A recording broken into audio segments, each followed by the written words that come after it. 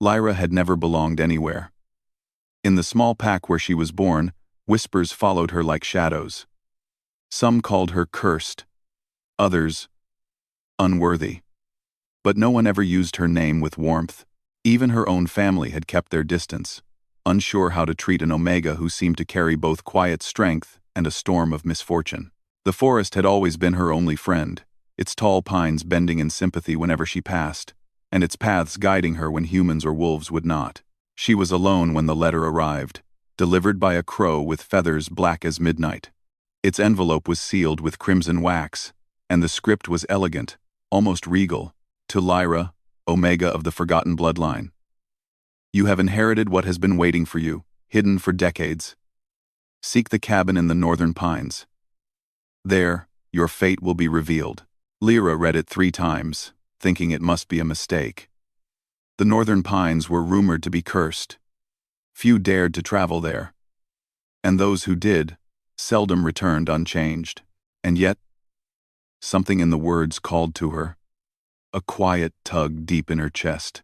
Perhaps it was hope, or perhaps it was curiosity that had been missing from her life for too long. She packed her few belongings, simple clothes, her journals, a worn blanket, and set out at dawn. The sky was gray, and a cold wind whispered through the village as if warning her to turn back. But she did not. The road was long, twisting through hills and valleys, until the trees grew taller, denser, and darker. Sunlight struggled to reach the forest floor, and the scent of moss and pine filled the air, heavy and ancient. After hours of walking, Lyra finally saw it. The cabin. It leaned slightly to one side, its wooden walls weathered by time and storms. Windows were cracked, and vines clung to its frame as though the forest itself were trying to hold it together. It was beautiful in a lonely, forgotten way. She stepped inside carefully. Dust rose in clouds with every movement, and the smell of aged wood and damp earth filled her nose. Old furniture lay broken, and cobwebs stretched across every corner like delicate lace. Her heart pounded. Whoever had lived here before had left long ago. But why had it been left to her? Her eyes caught a glimmer beneath the floorboards near the fireplace. She knelt and brushed away the dust. There, hidden in a small wooden compartment, was a pendant. Its gold surface was intricately carved, and in its center was a symbol she did not recognize, a mark she had only seen in old legends. It was the lost mark of the Alpha King, a figure whispered about in stories older than any living pack. Legends said he had vanished long ago, leaving behind a kingdom in ruins and a curse no one dared challenge. Lyra's fingers trembled as she touched the pendant. A strange warmth pulsed through her hand, spreading to her chest. It felt alive, like a heartbeat that matched her own. She gasped. Her whole body seemed to shiver with a feeling she could not name. Fear, yes, but also a thrilling sense of destiny. The wind outside howled, rattling the broken windows. For a moment, Lyra thought she heard a voice, faint and distant, whispering her name, Lyra. She froze. Her heart thudded violently. No one was supposed to be here. The forest was silent, except for the wind. Yet the sound felt real, as if carried on the cold night air. She clutched the pendant to her chest. I must be imagining things, she whispered. But the forest did not answer. Instead, the shadows seemed to shift, curling and stretching as though alive. Lyra felt their gaze, though she could see no one. She shivered, and for the first time in years, she felt watched, not with anger or cruelty, but with a deep, intense curiosity. Night fell quickly, and Lyra built a small fire in the fireplace, warming her hands as she sat on the dusty floor. She opened one of the journals she had brought, hoping to distract herself. Words leapt from the page, but her mind kept returning to the pendant. The mark, the legends. Could it be possible? Could she really hold a piece of history thought lost forever? Sleep found her despite her racing thoughts, and in the quiet hours before dawn, she dreamed. She was standing in a forest, but this one was unlike any she had seen. The trees towered higher than the tallest castle spire, their leaves black as night. Shadows danced along the ground, twisting like living things, and there he was, a tall man, regal and terrifying, with golden eyes that glowed even in the darkness. His armor gleamed with a strange light, etched with the same mark she now held in her hand. His gaze pierced her very soul, making her knees weak. She wanted to run, to hide, but her feet would not obey. "Lyra," he said, his voice a deep rumble that seemed to come from the earth itself. "You were meant to find this. You are the key." I don't understand," she stammered. He stepped closer, and the shadows seemed to bend around him, forming shapes that whispered threats and secrets. Yet despite the fear, Lyra felt drawn to him, an impossible pull she could not resist. "You carry what I cannot," he said. "And through you, the past may finally be redeemed." Before she could reply, the vision faded, and Lyra awoke with a start. The fire had burned low, and the cabin was cold again. Sweat beaded her forehead. The pendant lay against her chest, warm and pulsing as if echoing the memory of the dream. Her mind raced. Could he be real? Could the legends be true? And why had fate chosen her, the rejected Omega? The one who had been pushed aside her entire life to hold such a power. The forest outside seemed to answer her question in its own way. A branch snapped near the cabin, startling her. Lyra stood, clutching the pendant. Her pulse hammered in her ears. Something was moving in the shadows, something alive, patient, and watching. She took a cautious step toward the door, peering into the darkness. The wind carried a strange scent, earthy and sharp, like metal and rain. And then she saw it, a pair of golden eyes, glowing faintly, locked onto hers from the edge of the trees. They were not human, and yet they held a strange intelligence, an emotion she could not name. Her heart caught in her chest. The pendant grew warmer, pulsing against her skin as if reacting to the presence. I'm not afraid," she whispered, more to herself than to whatever watched her. The eyes did not retreat. They stayed, unwavering. And Lyra realized with a mix of fear and wonder that she had just begun a journey she could not turn back from. The forest, the cabin, the pendant, all were pieces of a story far larger than herself. A story that would demand courage, wisdom, and perhaps a love that neither she nor anyone else could yet imagine. She returned to the fire, trying to calm her racing thoughts. The wind howled again, shaking the cabin's frame. The golden eyes remained at the edge of the forest. Silent, patient, waiting. Lyra hugged the pendant to her chest and whispered into the dark, "Show yourself. If you mean to test me, I am ready." For a long moment, there was nothing but the sound of the wind and the creaking of the old cabin. Then, just as the moon broke through the clouds, the eyes disappeared. But Lyra knew somewhere beyond the trees, in the shadows of the northern pines, something had moved closer. Something that would change her life forever. And in the quiet of that ancient forest, Lyra understood a truth she could not yet name. Destiny had finally found her.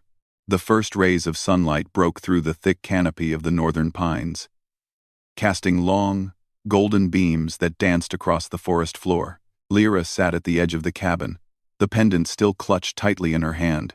Her thoughts were a storm of fear, curiosity, and something she couldn't quite name, a pull toward a destiny she had never asked for, yet felt drawn to. The forest was alive with sound. Birds calling, leaves rustling, and the occasional snap of a distant branch. Yet beneath these ordinary noises, there was something else. A quiet presence, a heartbeat that was not her own. Lyra's eyes scanned the tree line.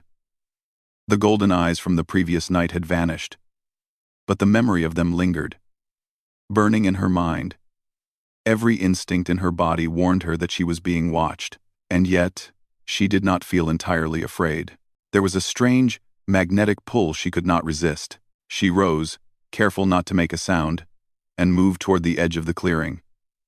The pendant around her neck pulsed faintly, warm against her skin. She felt as though it were guiding her, whispering truths she could not yet understand. Then she saw him. A tall figure emerged from the shadows, moving with a grace that was both terrifying and mesmerizing. His armor, dark as the night sky, gleamed faintly in the morning light. Golden eyes locked onto hers, and for a moment, the world seemed to pause. Lyra's breath caught in her throat. "You are Lyra," he said, his voice a deep rumble that seemed to echo through the forest. "I have been waiting for you." Lyra's heart pounded, and her hands trembled. Who are you?" she asked, though part of her already knew the answer. Legends spoke of the Alpha King, a man who had vanished centuries ago, leaving behind a kingdom in ruins and a curse that haunted the land. Could this truly be him? "I am Kale," he replied, stepping closer. "And you hold what I have lost." The pendant grew warmer, almost burning against her chest. Lyra instinctively raised her hand, touching it as if it could protect her. "The mark? It's mine?" Kale's gaze softened for a brief moment, a flicker of something human behind the golden eyes. "It has always been yours. You are of my bloodline, Lyra." The bond was never broken. Only waiting for you to find it, to awaken what must be restored. Lyra's mind raced. A bond? Bloodline? She had always been told she was insignificant, unworthy, and now this man, this legend, claimed she was the key to something ancient, something powerful. Fear threatened to overwhelm her, but beneath it, a spark of courage ignited. "I don't understand," she whispered. "Why me?" Kale took another step, closing the distance between them. The forest seemed to lean in, holding its breath. "Because you are the only one who can complete it. Only an omega of my bloodline can awaken the mark and break the curse that binds me. Without you, I remain lost." Lyra's pulse quickened. The weight of destiny pressed down on her, heavy and undeniable. And yet, beneath the fear, she felt a strange warmth, an understanding that she was not alone. Someone believed in her, trusted her, even if she had never trusted herself. Kale extended a hand, his eyes searching hers. "Will you help me?" Her hands shook, but she nodded. I will try." The moment her fingers brushed his, a shock of energy passed between them. The forest seemed to exhale, and the shadows shifted, whispering secrets in a language she could not understand. The pendant glowed brighter, and for a brief instant, she saw visions. Memories of Kale's past. Battles fought. Betrayals endured. And a kingdom crumbling beneath the weight of greed and envy. Lyra pulled back, overwhelmed by the flood of images. "It's too much," she gasped. Kale placed a hand on her shoulder, steadying her. "I know. But you are stronger than you realize. The bond between us will grow. Together, we can face what awaits." For the rest of the day, Kale stayed near the cabin, silent but watchful.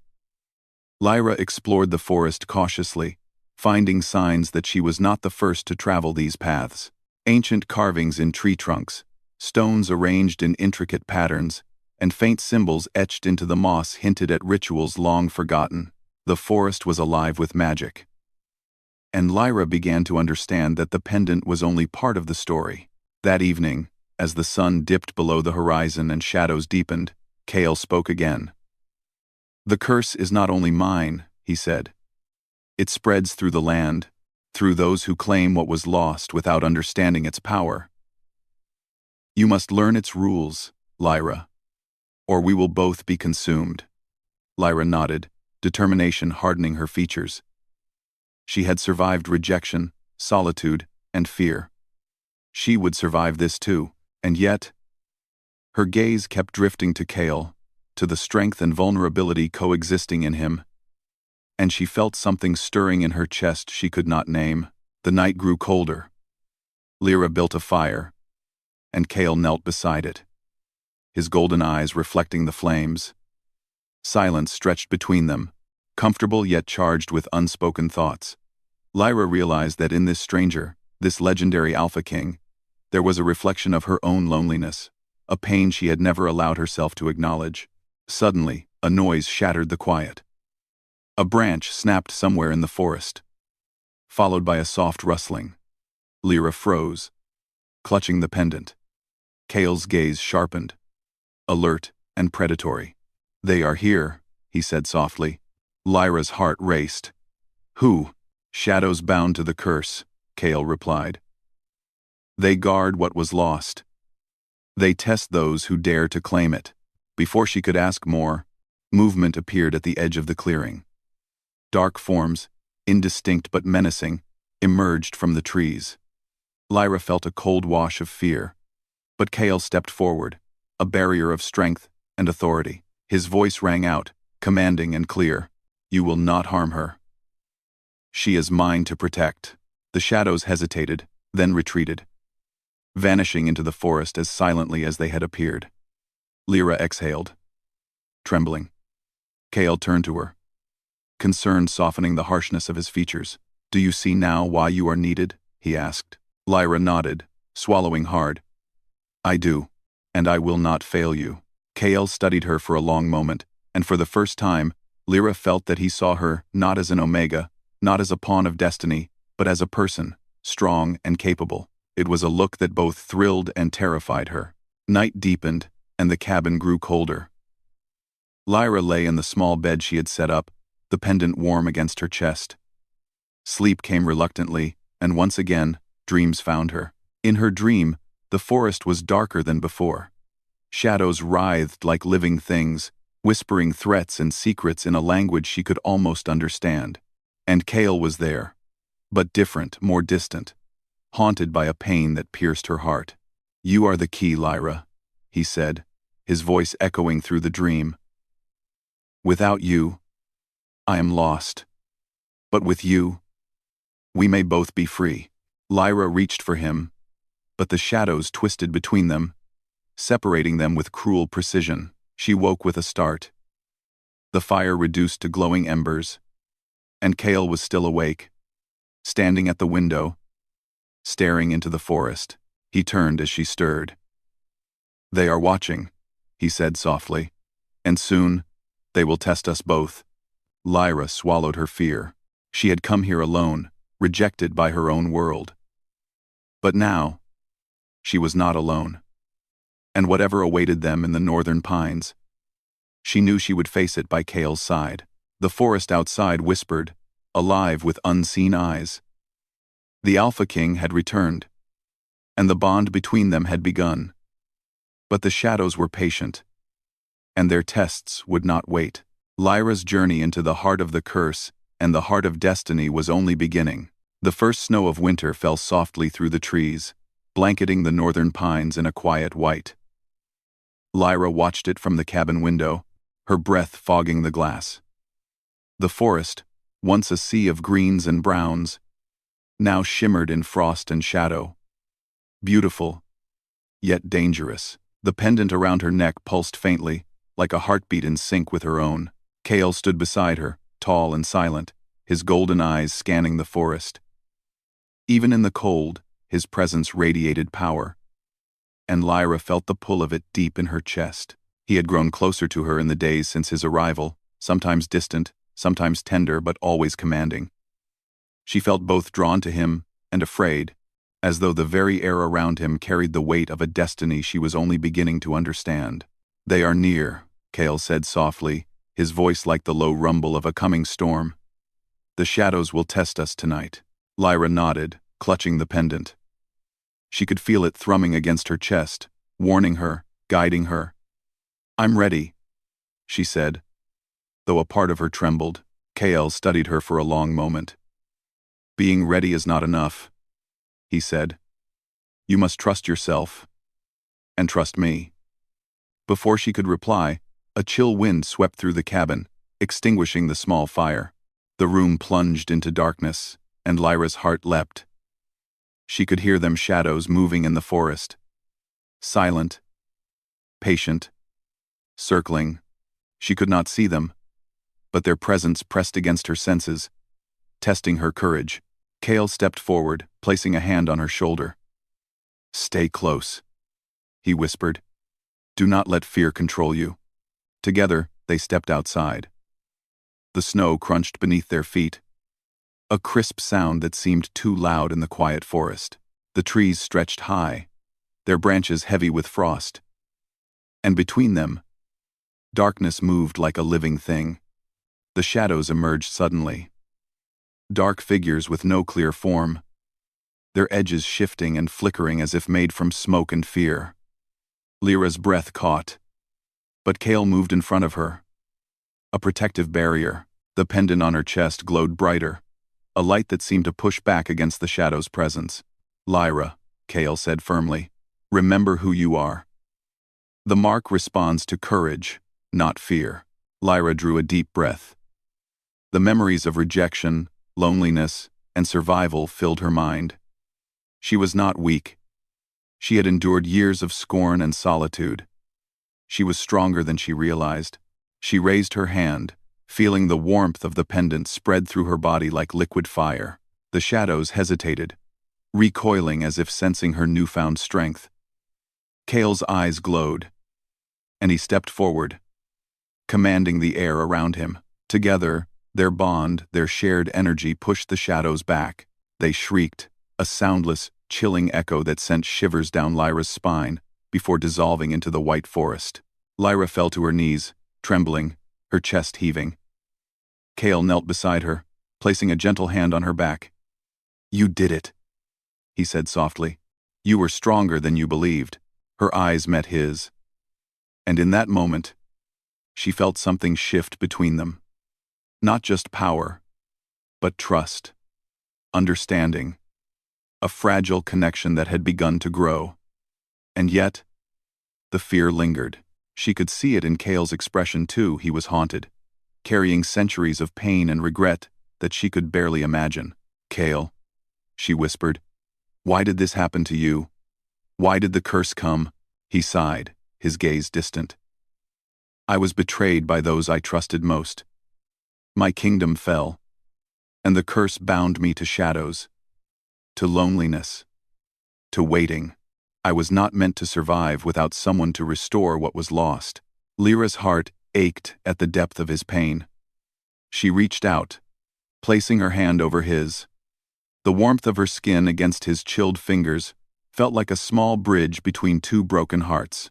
Kale looked down at her hand, and for a moment, the walls he had built around himself seemed to falter. You are brave, he said quietly, his voice softer than before. And perhaps, you are what I have been waiting for. Lyra's face flushed, a mix of fear and something else, something tender that she had never allowed herself to feel. She wanted to tell him she had always been alone, that she had always longed for someone to see her, to trust her, but the words caught in her throat. Instead, she nodded, letting her gaze meet his, letting the silence speak. The calm did not last. A sudden noise from deeper in the forest made them both tense. Branches snapped underfoot, and shadows began to gather once more. Darker and more aggressive than before. Lyra could feel the pendant thrumming, almost desperate now, as if warning her of the danger. Kale placed a hand on her shoulder. Do not falter, he commanded. We face this together. The shadows attacked, swirling like smoke and ice. Lyra instinctively raised the pendant, and a beam of warm light erupted from it, pushing back the darkness. Kale joined her, his own power blending with hers, creating a shield of energy that held the shadows at bay. The wind howled, snow whipping around them, but they stood firm, their bond strengthening with every passing moment. For the first time, Lyra understood. This was not just about survival. This was about trust, about power shared, about two souls learning to fight together. The pendant was more than a relic. It was a symbol of their connection, of a destiny they could shape if they dared. The shadows shrieked and twisted, retreating into the forest once more. Lyra collapsed to her knees, exhausted, her body shaking. Kale caught her, steadying her in his strong arms. You are remarkable, he said softly. And this is only the beginning. Lyra looked up at him, her chest still pounding. I don't know if I'm ready, she admitted. But I don't want to be alone anymore. Kale's golden eyes softened, and he brushed a strand of hair from her face. You will never be alone again, he promised. I will not let the curse or the shadows take you. We are bound now, not just by the mark, but by choice, by trust, by what we will become together. Her heart raced at his words. She had never imagined someone could see her as more than an outcast, more than a pawn of destiny. And yet, here he was, ancient, powerful, and somehow vulnerable, all at once. Night fell again, heavier than before, and the cabin seemed to breathe with life. The snow continued to fall, muffling the sounds of the forest, but Lyra could feel eyes upon them. The shadows were patient. They would return. Cale stood at the edge of the clearing, golden eyes scanning the forest. Lyra followed, feeling a strange mix of fear and courage. "Will they come back?" she asked. "They always do," Cale said quietly. "But so will we. Together." The wind carried a faint sound, something distant yet familiar. Lyra's pulse quickened. The forest seemed to whisper secrets, warning of trials yet to come. But she did not pull back. She would face it all. The mark pulsed warmly against her chest, a reminder that she was no longer powerless.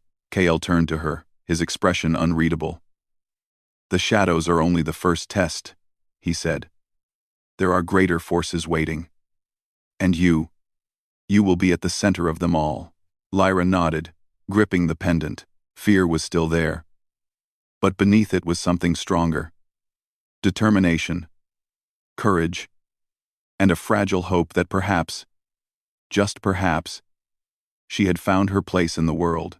As they turned back toward the cabin, a movement in the tree line caught Lyra's eye. A shape, taller than a man, cloaked in shadow, watched them silently. The wind carried a whisper she could not understand, yet it sent a chill down her spine. Cale noticed it too, his gaze narrowing. "They are not finished with us," he said. "Tonight is only the beginning. The forest has more tests, and we must be ready." Lyra swallowed hard, her fingers tightening around the pendant.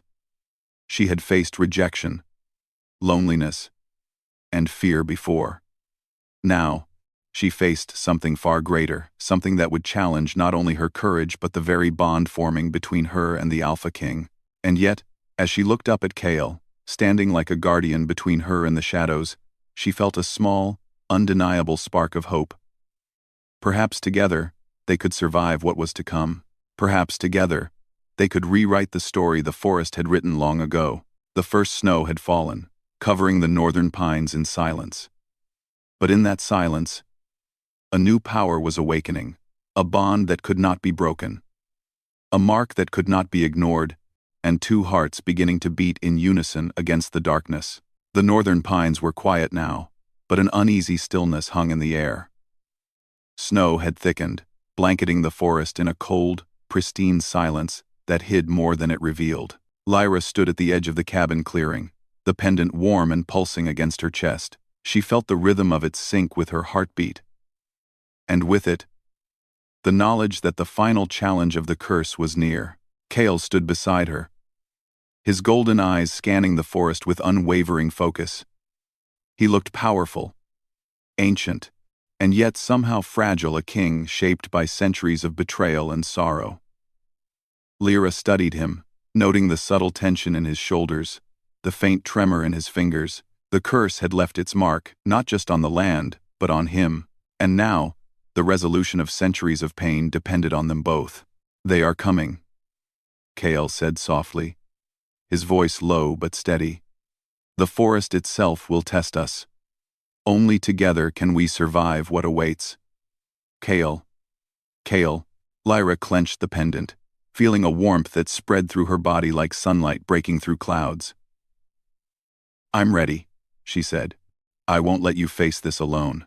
Cale's eyes softened, a flicker of something almost human behind their golden glow. "No," he said. "You are not alone. And you never will be." The shadows emerged from the forest like living smoke, moving with a purpose and intelligence that chilled Lyra's blood. They were taller and darker than anything she had faced before, their forms shifting, their edges sharp with magic. But she no longer felt the same fear that had gripped her on her first night. She had faced rejection, loneliness, and despair, and survived. She was stronger now. Kale stepped forward, his presence commanding the space around him. The snow beneath his feet seemed to glow faintly with the warmth of his energy. Lyra followed, raising her hand as the pendant shone brightly. Together, their powers intertwined, forming a radiant shield against the encroaching shadows. The shadows shrieked, twisting and lashing out, but every strike was met by the bond between Lyra and Kale. Their energy flowed together, one force, one heartbeat, and the forest trembled under its intensity. For the first time, Lyra realized the pendant was not just a relic.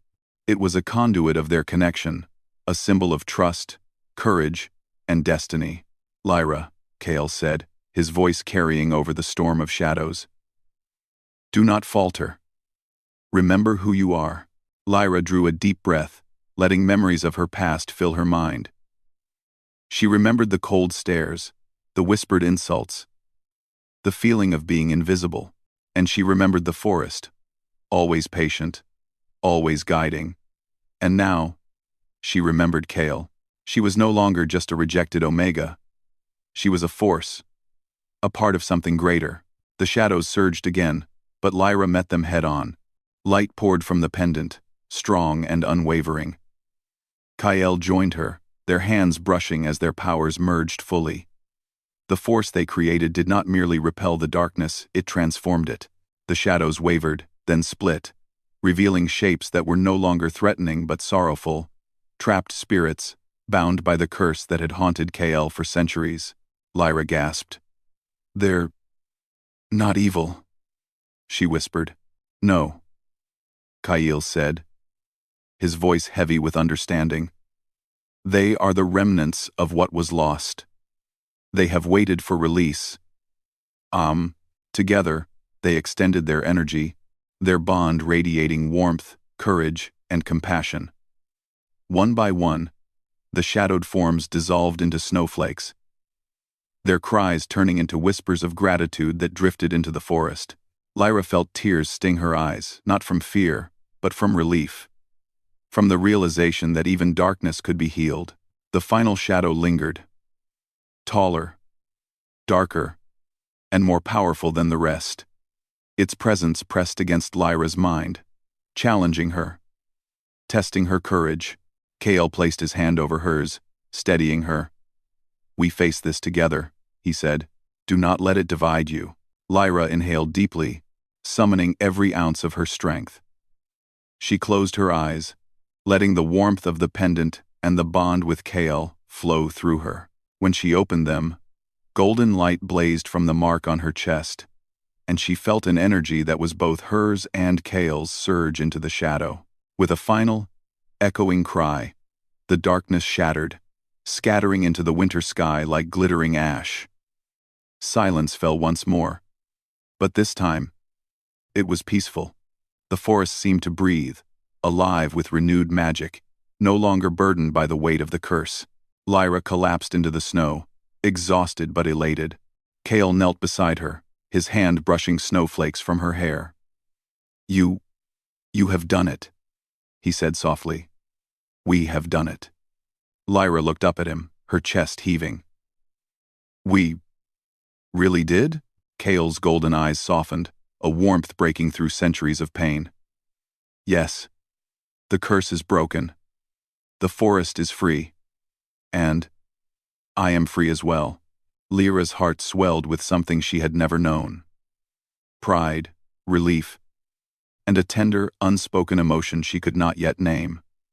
Kale extended his hand, helping her to her feet. Their hands brushed, and the warmth of their bond flowed between them, stronger than ever. For the first time, Lyra saw not just a king, but a man who had endured unimaginable pain, who had waited for someone like her to awaken hope in him.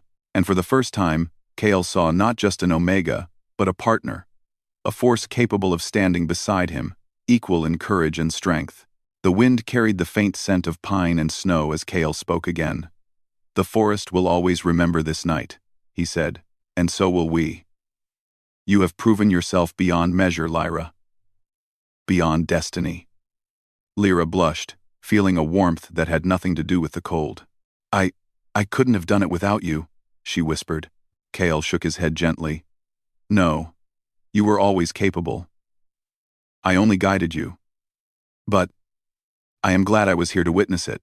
They stood together, the snow falling gently around them, the forest alive with renewed magic. The bond between them was no longer just about destiny, it was about trust, courage, and the quiet understanding that had grown between them in the shadows of the northern pines. Hours passed in silence, comfortable and profound. Lyra felt a sense of belonging she had never known. She had been rejected, cast aside, and yet here she was, standing beside an alpha king, shaping the future of a forest, and a legacy thought lost forever. As dawn approached, Cale turned to her, his golden eyes glimmering with both power and vulnerability. "Lyra, there is still much to rebuild. My kingdom, the lands, and perhaps even the stories of our people. But I cannot imagine facing it without you." Lyra's heart skipped. "I don't want to face anything without you either," she admitted. A soft smile curved Cale's lips, rare and almost human. He reached for her hand, and together they walked back toward the cabin. Snowflakes clung to their hair and clothing, sparkling like tiny stars. The forest seemed to hum around them, alive with gratitude and promise. Inside the cabin, they lit a fire and sat together, the warmth filling the room. Lyra rested her head against Cale's shoulder, feeling a sense of peace and connection she had never thought possible. The pendant rested against her chest, its glow steady now, no longer pulsing with warning but with quiet harmony. For the first time, Lyra understood something fundamental. Being rejected, being alone, had not made her weak. It had made her ready to face destiny, ready to trust, and ready to love not just the Alpha King, but herself and the life she had never imagined. Cale's hand rested over hers, their fingers entwined. "The curse is gone," he said softly. "But the world is still full of challenges. We will face them together. Always." Lyra nodded, feeling the truth of his words settle in her heart. For the first time, she was no longer the Omega who had been rejected. She was Lyra, bonded to a king, a force in her own right, and a light that had begun to shine even in the darkest shadows. Outside, the snow continued to fall, covering the northern pines in a blanket of white. The forest was alive, free from the weight of the past, but aware that new stories were beginning, stories of courage, trust, and the bond between two souls who had faced darkness and emerged stronger.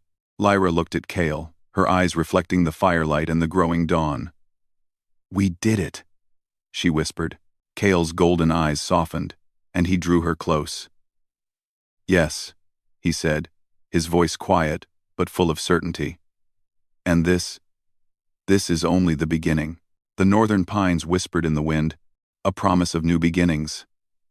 The curse had been broken, shadows had been banished, and two hearts, once lonely and bound by fate, now beat together, ready to face whatever the future held.